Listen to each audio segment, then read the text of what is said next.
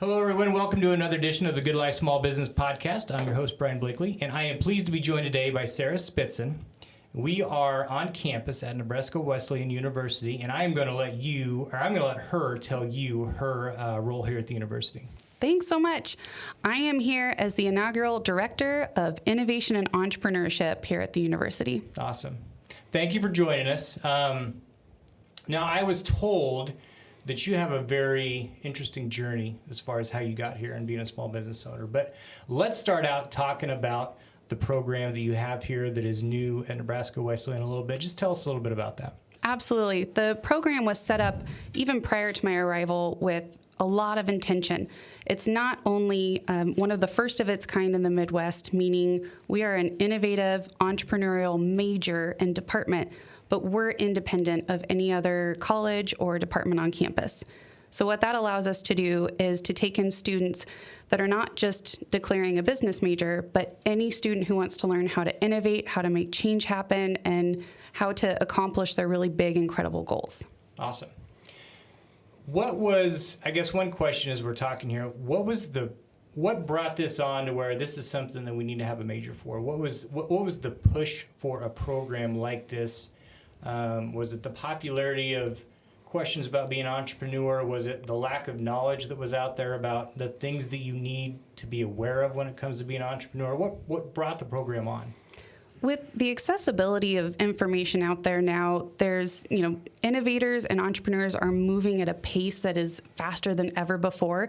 And personally, I don't see it ever slowing down. So not only did Wesleyan recognize that fact that there's just an abundance of information out there, and we need to have a way to bring it all together, to make it consumable, make it actionable, and allow students to understand what it takes to make a big idea happen. But two, Wesleyan recognized that they produce entrepreneurs at an extremely high rate. And I heard a quote early on saying, and we didn't even mean to. Yeah. So what could happen if we create a program that is intentional around teaching students the transferable skills of innovation and entrepreneurial mindset and then setting them free? I think it's going to yield some really amazing results. Yeah, I agree. Walk me through, so I assume this is like a 4-year program. Correct. Walk me through from freshman year to senior year what the program looks like, and obviously it's going to be different for every student, but just kind of a general overview of what those 4 years would look like. I'm being really intentional as I work to design the journey and the curriculum so that year one, in the 1,000 level, the intro course, students are already in week 3 meeting real life businesses, presenting them real life problems, and they get multiple chances over and over to experience life outside of Wesleyan through all of the speakers and the businesses we bring in, but to solve some real tangible things.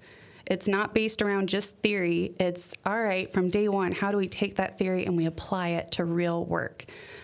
So from year one, students will be doing some real life problem solving all the way through to at the end of their time here. Not only will they leave with something really tangible on their resume, like an operating business or a prototype, or maybe even it was a really big process that they tried and failed, but they got to learn from something tangible that they've done out in the real world. Yeah. Everything in between is going to support those transferable skills that they need to learn on not only failing forward, but how to problem solve, how to uncover and critically think about problems, and then how to collaborate and work with a team to get work done faster. Very cool.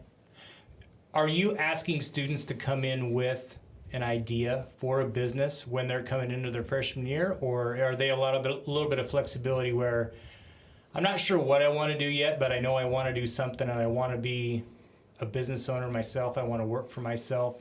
Do they have a little bit of flexibility coming into the program? A ton of flexibility. What I'm hoping for is to attract students who know they want to do something real and they want to affect something and leave the environment that they grew up in better than how they found it in some way. Yeah. Those are the students that, I didn't get my first big business idea that actually generated revenue until after college. And I recognize that, those big ideas, they're not going to come at a perfectly timed place when you're just entering freshman year and you have an opportunity to be in the I&E program. So we're just looking for students who are ready to learn these skills that don't have to apply to a now idea. It can apply to anything they do after this. Awesome. As we're talking, there's two things that I think are really great about this. The first one is you're talking about bringing in businesses to talk to them. And so you're getting, what these students are getting is the hands-on experience of talking to business owners, learning from their mistakes. It's not just learning from a book or, taking notes in a class. You're really learning from business owners. You're hearing their experiences. And that's amazing. I think those are the things that you really learn from. Those are the things that I really learn from. And the second thing, too, is when you are in with a group, this group that's coming in, if they're with each other for 4 years, you really can start to, if you don't have an idea in mind, when you're around these students and you're going to class with them all the time, when you're brainstorming, I think that no matter what industry you're in, you find really the valuable part when you get together with your peers is bouncing ideas off of each other, brainstorming, talking about those different things. And I think being able to realize that at an early age, before you really get into it, and just the power that holds is great. And so I think this program on those two levels is amazing. Absolutely. And networking can sound like this kind of old, traditional, elusive thing that used to, happen over cups of coffee and beers at night. Right. But what it really is just understanding how to access the world around you. And we're working even from our innovation intro class on, all right, I promise you, I will bring in tons of speakers and businesses. We already have 40 businesses committed to being a partner in this program. That's great. And what I'm going to ask of the students is, all right, I'm going to help you, I'm going to facilitate, but I need you to start reaching back out and start building your network with the people that inspire you, the people that left you saying, I want to know more. And I'm going to help coach all of the students throughout the program on how to do that more and more as they start to formulate that idea. Because not only is their cohort in the program going to be foundational for them, but also anyone who comes across the program.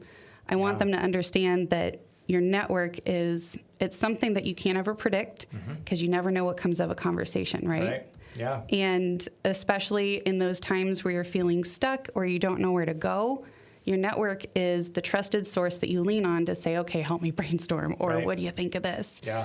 And so early on in this stage, we're going to start to develop that foundational networking, and it'll continue to grow and get more in depth as time goes on. Yeah. Yeah, I think that's something it is really valuable, and it's something that when you start a business, I don't think that you realize how valuable it is. When I started, I was on my own, and I was kind of in my own little bubble, and I just put my head down and worked. But you don't have to work that way. You can have help. And I think that people don't realize also how much people are willing to help. Even people in your own industry, someone that's been in the industry for a long time, they don't necessarily, whatever that industry is, they don't want to see you make the same mistakes that they did. And so I think that this is a way for those students to understand that it's okay to ask questions. It's good to ask questions. And asking for help can, provide a lot of knowledge in the future. So I think that's great. Absolutely. And no one ever gets to the top alone, right? So when someone does have that big moment of success, I think they recognize that they didn't get here alone. So they're more than welcoming to offer that hand back and to share that knowledge and that experience with those who ask. Yeah, absolutely. Absolutely. That's great. Well, I'm curious. I'd like to hear about your journey a little bit. So for anyone that's listening to the podcast, this is a podcast for small business owners. And I was saying before, I feel like as a small business owner, no matter what it is, we kind of go through the same journey. We go through the emotions and the roller coaster of anxiety and excitement and just doing what you can to keep the doors open. And no matter what the industry is, we can relate a little bit on that. So tell us your story. Sure. I like to say that I started my first business in high school, but it was a non-revenue generating. Really what I wanted is to get into the 18 and over rock shows that were here in Lincoln. Okay. And I was 17, so that made it really hard. Yeah. And so I just started to network actually and make connections at the bars that were hosting the shows and the bands that wanted to play there. And I told a little white lie to each and said that I worked for the other. And boom, I started setting lineups and getting into the shows that I wanted to get into. Nice. And I didn't know it then, but that was really the start of my entrepreneurial journey. Yeah. I told myself there's got to be a way. And that little phrase has kept with me for my entire career. After college, I didn't know what to do, but I made candles as a hobby. And so I looked at, places like Yankee Candle and other candle stores, and I was like, well, I know how to make the candle, so how hard could it be? And I wrote my business plan. I got funding. I opened up Hollow Candle Company here in Lincoln, and I quickly recognized exactly how hard it could be. Yeah. Running a big old storefront off of, a psych degree was a really big feat. So limped it through the 3-year lease there, and the next day after I closed, I just wasn't ready to be done. I knew I had to create something that gave me that fire, that passion, that excitement to wake up on the hard days. Yep. And so I created Faya Candle Company. Okay. We got rid of the storefront, didn't have any overhead, made our own candle line, and just went B2B to keep it simple. Okay. For every candle we sold, we would actually buy and deliver a meal to somebody facing food insecurity around the world. Oh, that's awesome. I actually had a really tough first year. It was a great idea, but I was still in my learning journey for entrepreneurship. And so in my head, I said, okay, there's got to be a way. So I sold all my belongings. I got rid of everything that would distract me from running the company, and I lived out of my car. Oh, wow. Yeah, it was right before living out of your car was cool and accessible, I have to say.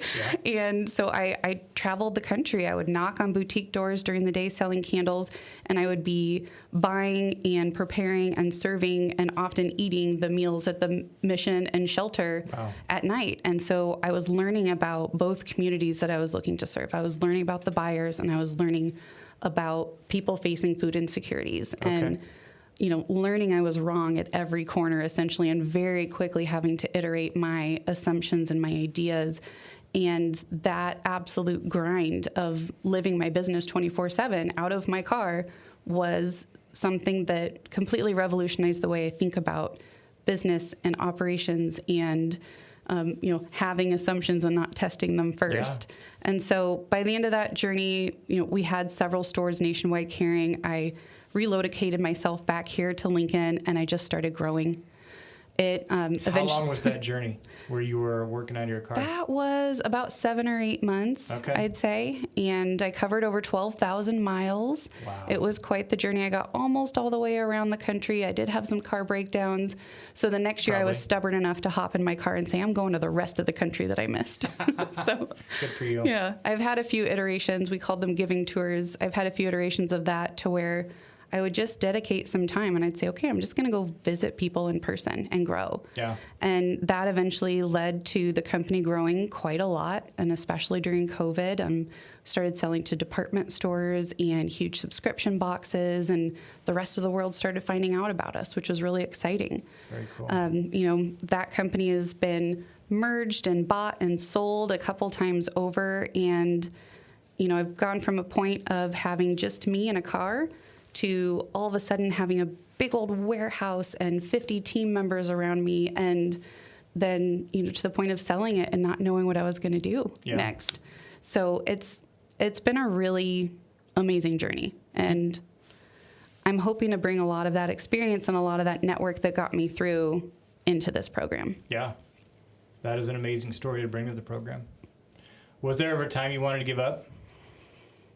That's a hard one, because I can definitely say there were times that were incredibly hard. Waking up with your heart pounding, knowing the worries that await you when you go into work that day, or the people that are going to yell at you because you haven't paid them yet, or all of those struggles of scaling and growing and just trying to find where your place in this entrepreneurial community is. I had a lot of those, but at the end, I was still so passionate about what we were doing and why we were doing it and who we were doing it with that that kept me getting up. Yeah. That kept me saying, okay, 4 a.m. alarm to go to the warehouse. I will get up and go. And I'll be there for, 15-hour days or more. Wow. It's something that I think when you find that thing that you can't not do, it's going to be hard. Do you miss it? Absolutely. Yeah? I do. Isn't that crazy? It was really hard to wake up and not be there anymore. But, I know somewhere in me there's something else again that's going to start someday. Sure. And, even including this whole program, I get a chance to build a program from almost scratch. Yeah. It's incredible. Yeah. And, but yeah, there's a lot I miss, but a lot that I think it was the right time. Yeah. So did you bring this opportunity to the university, or did they come to you? How did this come about? I was actually looking around for what to do next. I had been working somewhere that wasn't really a fit for me and just kind of casually keeping my eyes open. And honestly, one of my connections from my network shot me a text, said, hey, we just learned, it was actually my connections at the Chamber of Commerce, that we just learned about this amazing opportunity. You have to check it out. I was really skeptical. I'd never worked in higher education before, but once I got here on campus and I started meeting the department heads and the leadership group and hearing everyone's version of why they thought this was important, I kept coming back and kept saying, please keep me in the queue, keep me in consideration, and here I am. So they had to convince you. You didn't necessarily have to convince them, right? I don't know. Maybe it was a little bit of a mutual convincing, like any job opportunity is. But the moment I stepped foot on this campus and I felt the inclusion and the dedication to serving the students, I knew I was somewhere where I could be back in impact. Yeah. And that's the thing that would get me out of bed with Faya on the hard days. Mm-hmm. It was the impact that we were creating and the dedication to making something better of the world than how we found it. Yeah. And I very much feel that that is present here every day. Yeah. What's your goal for the program? My goal is for students to go through and not only obtain these really transferable skills of, how do I take a first step? How do I make change happen? How do I collaborate with others? How do I research and excel myself faster? But really, I want them going out this door with something that they've created. Yeah. And it's going to be hard to define that because I can't wait to see the diversity of students that we get in this program and see what their ideas and their perspectives are. And I'm just ready to help them while they're here and beyond create that thing. Yeah. And I'm very excited. My biggest goal is that every student leaves the program with something incredibly tangible on that resume. Yeah. Something that they have absolutely created and put out there in the world. Absolutely. Absolutely. It's a great opportunity. Great opportunity. What, this may be hard to answer, but what's one thing from your journey that you wish or you hope that you can get across to your students about, what you went through and what it takes? Because I think that your story is, it may be unlike others, but there's still that grit, that determination, that, not everybody's going to get up at 4 a.m. and work for 15 hours a day. I don't know. What's the message that you want to get across to your students? I think the biggest thing, not only that I wish I would have entered my entrepreneurial journey with, but also that I'd like to transfer is it's all about the people. Yeah. You can absolutely accomplish anything if you are surrounding yourself by the right people. And when I say right people, it's not always about what they know or what they can do, but it's about how they respect you and your team and how they work towards a common goal.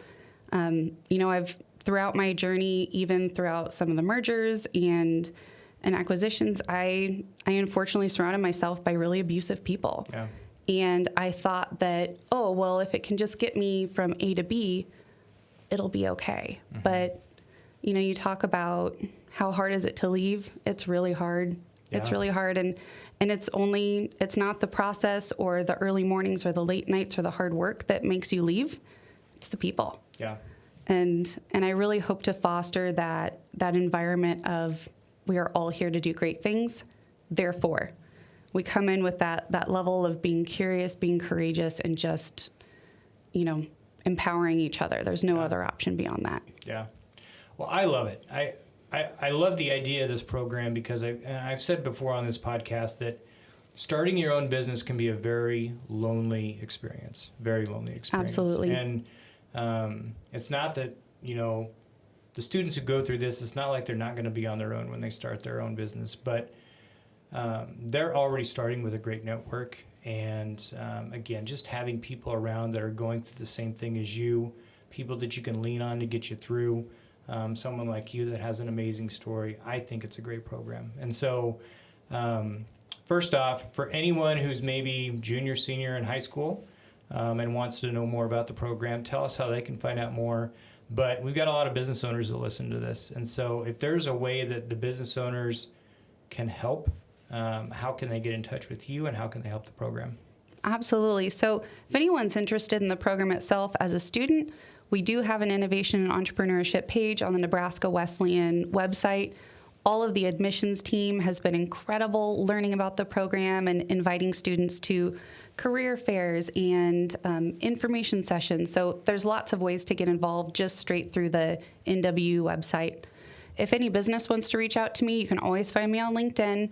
You can always find me, S. Spitsen at nebrwesleyan.edu. Okay. That's the best way to get to me. We'll include that in the show notes. Is there anything specifically from a business standpoint that you're looking for right now, or even in the coming years, whether it's a specific industry or just a specific story, any way that a small business can help? We've been bringing in a lot of amazing speakers. So if you feel like you have something to speak on when it comes to innovation, your journey, how you fail forward, how you problem solve, whatever it is, I'd love to hear your story and see where we can plug you in. Awesome. Beyond that, as the students go through the program, we're going to be introducing mentors and internships and capstone partners. So we've got a lot of options on how to be a partner in the program moving forward. But beyond that, if you just want to have a conversation and see what comes out of it, I'm always happy to grow the network. Awesome. Very cool. Very cool. I know you're a busy lady and you need to get going. Is there anything else that you would like us to know? I appreciate you taking the time, and I'm really, really grateful to be given the chance to build something again. And I think that's what Wesleyan has really set this up for, is to truly build it and to be one of a kind and to be exactly what the students need. So thanks for letting me tell the story. Well, thank you for sharing. Thank you for sharing your story. And it's exciting that here in Nebraska, we've got a program like this that students can come out of high school and they can put that entrepreneurial spirit to work right away. And so I think the program's great. I'm excited about it. If there's any way that, any of the listeners or whatever can help out, I know that they will, and I'm excited to see it grow. Thank you very much for joining us. I appreciate it. Thanks for having me. Yip, yip.